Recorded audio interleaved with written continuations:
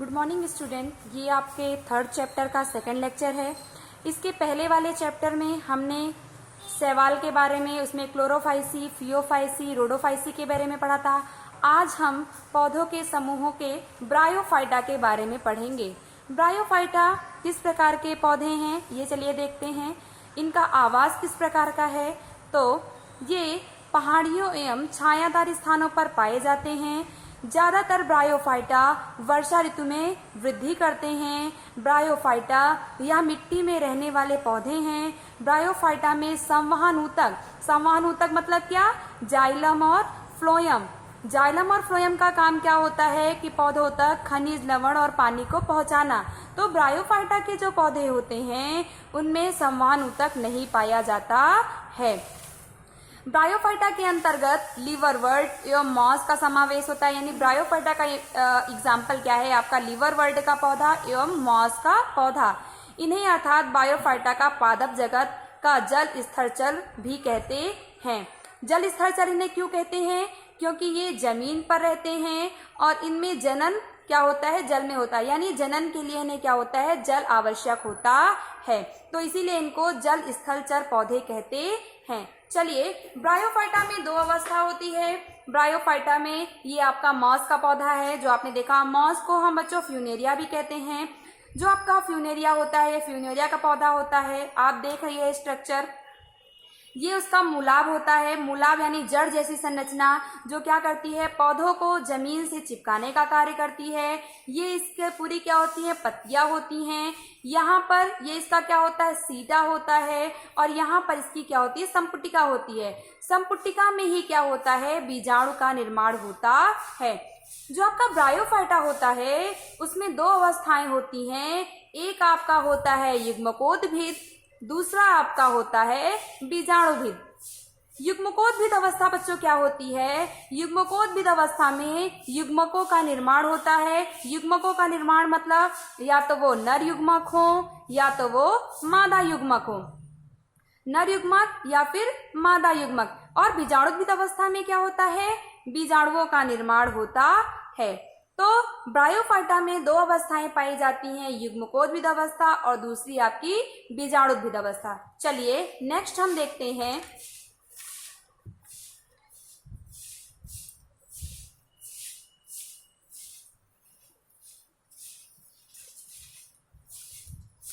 Bryophyta की पादपकाय शैवाल की अपेक्षा अधिक विभेदित होती है। यानी आपने देखा था कि शैवाल में जड़, तना, पत्ती नहीं पाई जा रही थी, लेकिन ब्रायोफाइटा में जड़, तना, पत्ती की संरचना पाई जाती है, लेकिन बहुत ही कम विभेदित होती है। यानी कहने का क्या मतलब है कि जो ब्रायोफाइटा होता है वो थैलस की संरचना की तरह होता है, या एक कोशिका तथा बहुकोशिक मूलाभ द्वारा सबस्ट्रेटम यानी जमीन से जुड़ा होना, जमीन से जुड़ा होता है। ब्रायोफाइटा में मूल, तना और पत्ती का समावेश नहीं होता है। ब्रायोफाइटा की मुख्य रचना यानी अगुणित होती है। यही मुख्य रचना क्या होती है, युग्मक उत्पन्न करती है। यानी ब्रायोफाइटा की जो मुख्य रचना यानी क्या, जो वृद्धि करती हो। ब्रायोफाइटा में लैंगिक अंग होते हैं जो बहुकोशिक होते हैं, यानी एक से अधिक कोशिका के क्या होते हैं, बने होते हैं। अब देखिए बच्चों, ब्रायोफाइटा में लैंगिक अंग कौन कौन से होते हैं। लैंगिक अंग एक तो नर होंगे, दूसरे क्या होंगी, मादा। नर लैंगिक अंग को पुंधानी कहते हैं और मादा लैंगिक अंग को क्या बोलते हैं, स्त्रीधानी बोलते हैं। ये आपका एक ब्रायोफाइटा का एग्जाम्पल है मार्केंसिया का पौधा। मार्केंसिया का जो पौधा है आपका वो ये है, ऐसा है आपका। ये मार्केंसिया का जो पौधा है उसमें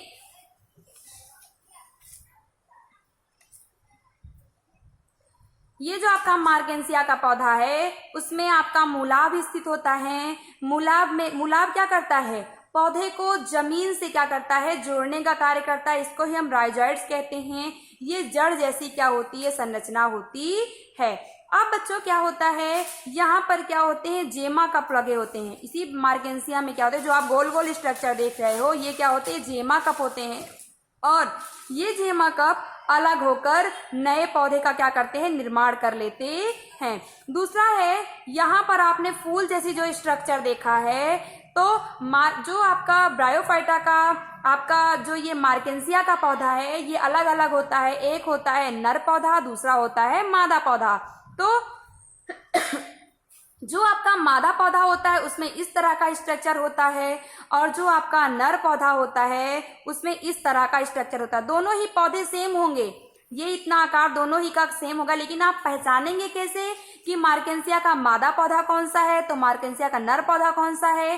तो जिस पौधे में ऐसा स्ट्रक्चर होगा तो वो उसका मादा पौधा होगा और जिस पौधे में ऐसा स्ट्रक्चर होगा वो उसका क्या होगा, नर पौधा होगा।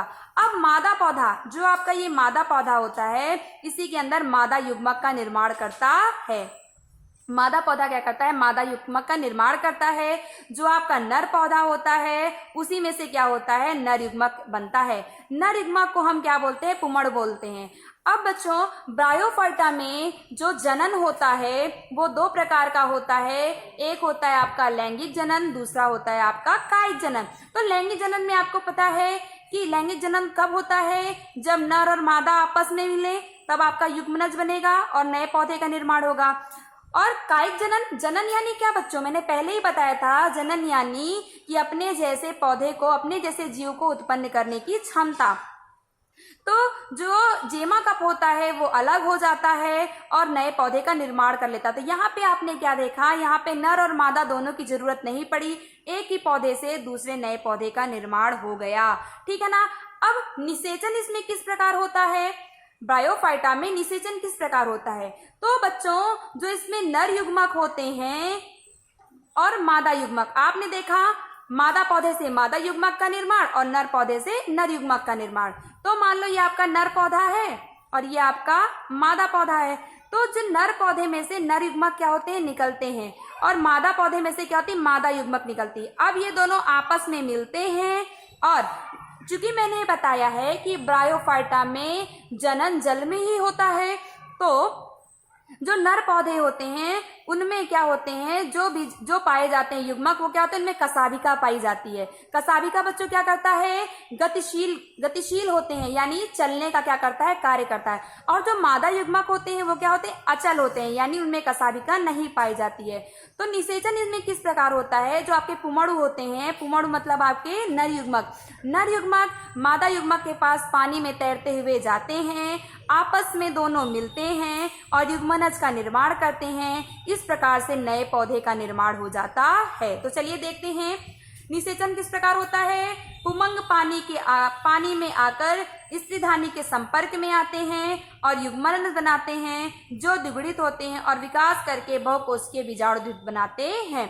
आपको मैंने बताया था कि जो ब्रायोफाइटा की अवस्था है उसमें दो प्रकार की अवस्थाएं पाई जाती हैं। एक आपकी होती है युग्मकोद्भिद अवस्था, दूसरी आपकी होती है युग्मकोद्भिद, दूसरी आपकी होती है बीजाणुद्भिद। तो युग्मकोद्भिद यानी युग्मकों के निर्माण की अवस्था, बीजाणुद्भिद यानी बीजाणुओं के निर्माण की अवस्था। तो आपने देखा युग्मक का निर्माण हो गया। दूसरा बीजाणुओं का निर्माण कैसे होता है, तो जो इसमें बीजाणुद्भिद होते हैं वो मिक्तजीवी नहीं होते, बल्कि यह प्रकाश संश्लेषी युग्मकोद्भिद से क्या होता है, जुड़ा होता है। इसी कारण से वह अपना भोजन भी प्राप्त कर सकता है। बच्चों इसमें जो बीजाणुद्भिद अवस्था होती है वो आप देखिए, स्पोरोफाइट की कुछ कोशिकाएं न्यूनीकरण विभाजन होता है जिससे अगुणित बीजाणु अंकुरित होकर युग्मकोद्भिद में विकसित हो जाते हैं और ब्रायोफाइटा का क्या होता है, नए ब्रायोफाइटा का क्या होता है, निर्माण होता है। अब आप देखिए किस प्रकार से होता है। इसका हम दूसरा एग्जाम्पल एक पढ़ते हैं, आपका मॉस। ब्रायोफाइटा का दूसरा एग्जाम्पल क्या है, आपका मॉस। तो ब्रायोफाइटा इनमें भी क्या होते हैं, नर और मादा क्या होते हैं, अलग अलग होते हैं। मॉस में जीवन चक्र की प्रभावी अवस्था युग्मकोद्भिद होती है, यानी पहली अवस्था क्या होती है, युग्मकोद्भिद, और दूसरी अवस्था क्या होती है, बीजाणुद्भिद। युग्मकोद्भिद में आपने देखा कि युग्मक का निर्माण हुआ, बीजाणुद्भिद में क्या होता है, बीजाणु का निर्माण होता है। इसमें से पहली अवस्था प्रथम तंतु है जो स्पोर से बनता है। मॉस के भीतर कायिक जनन द्वितीय प्रथम तंतु के विखंडन द्वारा मुकुलन द्वारा होता है। यानी जो कायिक जनन होता है उसमें क्या होता है, ये तो विखंडन हो गया, नए पौधे बन गए, या तो मुकुलन हो गया, मुकुलन आपने पढ़ा था, टूट के एक नए पौधे का निर्माण कर दिया। यानी इस प्रकार जनन की प्रक्रिया हो गई। मॉस में स्पोरोफाइट लिवरवर्ट की अपेक्षा अधिक विकसित होता है। इस अवस्था को लैंगिक अंग कहते हैं। अब देखिए जो आपका ब्रायोफाइटा है, ठीक है ना, जो मॉस का पौधा है कुछ आपका इस प्रकार से हो सकता है, ठीक है ना। ये फ्यूनेरिया, ये आपका मान लीजिए नर पौधा है, ये आपका मादा पौधा है। नर पौधे से नर युग्मक का निर्माण और मादा पौधे से मादा युग्मक का निर्माण हो जाता है। और जब नर और मादा आपस में मिल गए तो युग्मनज का क्या हो गया, निर्माण हो गया। अब मॉस में कायिक जनन द्वितीय प्रथम तंतु के विखंडन तथा मुकुलन द्वारा होता है। लैंगिक जनन अंग में पुंधानी तथा स्त्रीधानी पत्तीदार प्ररोह की चोटी पर क्या होता है, स्थित होता है। नर और मादा से मादा युग्मक निकलते हैं, इसके बाद युग्मनज बनता है और नर और मादा और ऐसी संरचना बन जाती है और इससे ही क्या होता है, बीजाणु बनता है। अभी आपने देखा कि युग्मकों का निर्माण कैसे हुआ। युग्मकों का निर्माण सिंपल सी बात कि जो युग्मक का निर्माण आपने देखा, ये आपका नर पौधा मान लीजिए, ये आपका मादा पौधा है, दोनों आपस में मिले युग्मक बन गए। अब इन युग्मक से बीजाणु कैसे बनते हैं वो आपको देखना है। तो युग्मकोद्भिद अवस्था में नर तथा मादा युग्मक अगुणित होती है और एन मिलकर क्या बनाते हैं बच्चों, 2n कैसे हुआ, ये आपका एक अंड कोशिका हो गई, एक नर कोशिका हो गई, यानी एक आपका अंड एक मादा, एक n 2n मिलके क्या बना, 2n क्या होता है आपका युग्मनज। और यही युग्मनज आगे चलकर नए पौधे का क्या करता है, निर्माण करता है। तो क्या होती है, बीजाणुद्भिद अवस्था बन जाती है।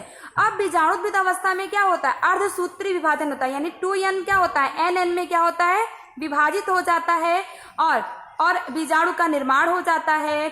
2n n में बदल जाता है, यानी जो द्विगुणित होता है वो अगुणित में बदल जाता है और बीजाणु से नर युग्मक तथा मादा युग्मक का निर्माण होता है। इस प्रकार से ये अवस्था एकांतर क्रम में चलती रहती है। इसे ही क्या बोलते हैं, पीढ़ी एकांतरण कहते हैं। अब देखिए बच्चों क्या होता है कि ये आपका मॉस का पौधा है, ये आपका मॉस का पौधा है, ठीक है ना। मॉस के पौधे में एक आपका नर हो गया मान लीजिए, दूसरा आपका मादा हो गया। तो यहाँ तक की जो अवस्था है ये युग्मकोद्भिद अवस्था है, यानी यहाँ से आपका नर युग्मक और मादा युग्मक आपस में बना। नर युग्मक मादा युग्मक युग्मनज का निर्माण किया तो ये कैसा हो गया, यहाँ पे आपका 2n हो गया। जब यहाँ पर आते हैं तो यहाँ पर संपुटिका सीटा में क्या होता है, बीजाणु धानी में क्या होता है, बीजाणुओं का क्या होता है, निर्माण हो जाता है। और जब बीजाणुओं का निर्माण हो जाता है तो क्या होता है, अर्धसूत्री विभाजन होता है और जब ये पुट्टिका फट जाती है तो बीजाणु क्या होते हैं, आपस में निकल जाते हैं। तो यहाँ पर आपने देखा युग्मक बना और यहाँ पर आपने क्या देखा, बीजाणु बना। इसीलिए हम कहते हैं कि जो आपका ब्रायोफाइटा के पौधे होते हैं उनमें दोनों अवस्थाएं पाई जाती हैं, आपकी युग्मकोद्भिद और बीजाणुभिद। अब पीढ़ी एकांतरण क्या होता है बच्चों, कि पीढ़ी एकांतरण मैंने बताया कि एक के बाद एक अवस्था लगातार आना। अगर आप सोचिए कि अगर युग्मकोद्भिद अवस्था नहीं होगी तो क्या बीजाणुभिद अवस्था होगी, नहीं होगी। तो जो युग्मकोद्भिद आपकी जो बीजाणुभिद अवस्था होती है, जो आपकी ये अवस्था होती है, इस अवस्था पर क्या होती, निर्भर करती है। तो पहले युग्मक का निर्माण, फिर बीजाणु का निर्माण, और यही बीजाणु आपस में कोई बीजाणु नर बना लिए, कोई बीजाणु क्या हुए, मादा बना लिए, कोई बीजाणु नर युग्मक बना लिए, फिर कोई बीजाणु क्या हुए, मादा युग्मक बना लिए। इस प्रकार नर और मादा आपस में मिले तो युग्मनज बना लिए। फिर युग्मनज में क्या हुआ, अर्धसूत्री विभाजन हुआ तो बीजाणु का निर्माण हो गया। यानी आप यहाँ पे क्या देख रहे हैं, फिर ये बीजाणु फिर से नर बनाए, मादा युग्मक बनाए। तो इस प्रकार आप क्या देख रहे हैं कि एक अवस्था दूसरी अवस्था पर क्या है, निर्भर है। यानी पहले बीजाणु से नर मादा युग्मक बने, फिर नर मादा युग्मक से युग्मनज बने, फिर अर्धसूत्री विभाजन हुआ, फिर बीजाणु बना, फिर उसी बीजाणु से नर युग्मक, फिर नर युग्मक आपस में मिले, फिर बीजाणु अवस्था आई। यानी ये अवस्था एक के बाद करके एक आती जाती है। इसी को हम क्या बोलते हैं, पीढ़ी एकांतरण कहते हैं। चलिए थोड़ा सा देखेंगे कि ब्रायोफाइटा के नोट्स। ब्रायोफाइटा की मुख्य अवस्था क्या होती है, युग्मकोद्भिद अवस्था होती है। बीजाणुद्भिद अवस्था युग्मकोद्भिद पर निर्भर करती है। ब्रायोफाइटा में कायिक जनन तथा लैंगिक जनन दोनों होता है। और पीढ़ी एकांतरण यानी जो आपकी बीजाणुद्भिद अवस्था है, यानी बीजाणु के निर्माण की अवस्था, और जो आपके युग्मकों के निर्माण की अवस्था है, ये अवस्था एक के बाद एक करके आती रहती है। इसीलिए इसको हम पीढ़ी एकांतरण कहते हैं। अब बीजाणुद्भिद का हम देखेंगे उसके अगले एग्जाम्पल को, लीवरवर्ट। लीवरवर्ट बच्चों, उसका अगला एग्जाम्पल है लीवरवर्ट प्रायः नमी छायादार स्थानों जैसे नदियों के किनारे, दलदल स्थानों, गीली मिट्टी, पेड़ों की छालों पर इत्यादि जगह देखने को मिलती है। इसमें थैलस पृष्ठाधार होते हैं। इनकी पत्तियां छोटी छोटी होती हैं जो तने की तरह जैसी संरचना पर दो कतारों में क्या होती हैं, लगी होती हैं। लीवरवर्ट में जैमा द्वार, जैमा का पेन दिखाया था ना बच्चों आप लोग को कि आपका ये जैमा द्वार है और ये आपका मूलाभ है। तो मूलाभ से क्या होती हैं, सतह से जुड़ी होती हैं, यानी उनको पृष्ठ आधार यानी उनको जुड़ने का स्थान मिलता है। जेमा कप, इन्हीं के द्वारा क्या होते हैं, नए पौधे का क्या होता है, निर्माण होता है। तो देखिए लीवरवर्ट में जैमा द्वार का समावेश होता है और जैमा हरी बहुकोशिकीय अलैंगिक कलियां हैं, यानी जो जैमा कप होता है, जैमा का अलग हो जाता है और इन्हीं पर क्या होती, छोटी छोटी कलियां निकल आती हैं जिससे दूसरे लीवरवर्ट का क्या होता है, निर्माण हो जाता है। ये भी एक प्रकार का अलैंगिक जनन है। अलैंगिक जनन क्यों है, क्योंकि आपने इसमें देखा कि नर और मादा दोनों की आवश्यकता नहीं हुई। छोटे छोटे पात्रों वाली संरचना को जैमा कहते हैं। इनमें पृष्ठाधार के आधार स्तर पर बिल्कुल चिपके हुए होते हैं। स्पोरोफाइट में एक पात, सीटा एवं कैप्सूल होता है। मियोसिस के बाद स्पोर बनते हैं। स्पोर के अंकुरण होने से मुक्त जीवी युग्मकोद भी बनते हैं। जनन लैंगिक तथा अलैंगिक दोनों प्रकार का होता है। चलिए ब्रायोफाइटा का आर्थिक महत्व देख लेते हैं। ब्रायोफाइटा का आर्थिक महत्व, मांस स्तनधारी पक्षी भोजन के रूप में प्रयोग करते हैं। ब्रायोफाइटा स्फेग्नम में जल धारण की क्षमता क्या होती, अधिक होती है। कुछ ब्रायोफाइटा चट्टानों को क्या करते हैं, तोड़ने में मदद करते हैं, जिसके कारण अगर चट्टानों को तोड़ने में मदद करेंगे तो क्या होगा, मृदा का निर्माण होगा और मृदा का निर्माण होगा तो हम उस प्रकार से नए पौधों को क्या कर सकते हैं, उगाने में मदद कर सकते हैं। और मिट्टी के अपरदन को भी क्या करते हैं, कुछ ब्रायोफाइटा रोकने का कार्य करते हैं। चलिए बच्चों आज के लिए बस इतना ही। अगले टॉपिक में हम, अगले वीडियो में हम टेरिडोफाइटा के बारे में पढ़ेंगे। Thank you.